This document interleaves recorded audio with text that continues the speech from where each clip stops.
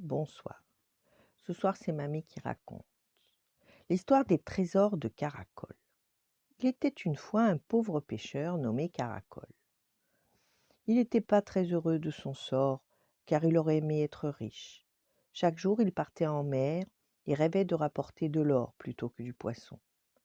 Un matin, il déclara à Pit-Pit, son fidèle perroquet: «J'en ai marre, j'ai fini de pêcher. Désormais, je vais devenir pirate. Je transforme mon bateau, j'y installe un gros canon, je t'offre un chapeau et pour moi le plus beau des costumes de brigand.»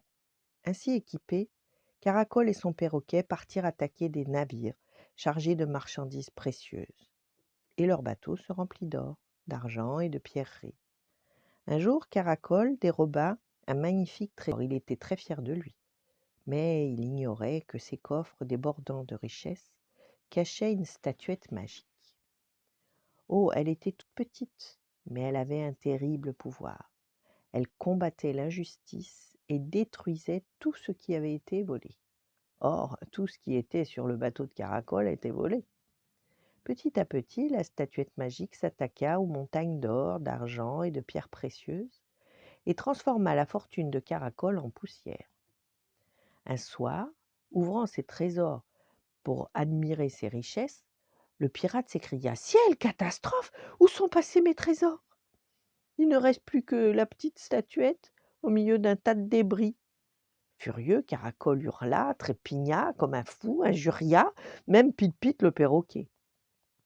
Tout à coup, il se sentit très malheureux. Il venait de comprendre qu'il était devenu un méchant homme. Même les poissons le fuyaient, tellement il avait mauvaise réputation. Pit-Pit, qui cachait une grande sagesse sous ses plumes multicolores, dit à son maître: «Cette statuette bizarre a peut-être fait notre malheur. Il faut la rendre à son propriétaire.» «Bah ouais, mais je ne sais plus sur quel navire je l'ai volée», répondit Caracol. Alors, n'ayant rien de mieux à faire, le pirate devenu pauvre reprit son travail de pêcheur, tout en guettant les vaisseaux qu'il croisait. Et là, il y eut un miracle. Caracol se mit à pêcher des centaines et des centaines de poissons. Car la statuette avait un autre pouvoir.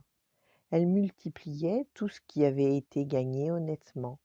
Et dès lors, Caracol et Pit-Pit le perroquet ne volèrent plus personne. Ils reçurent avec bonheur les trésors de la mer et ne manquèrent plus jamais de rien.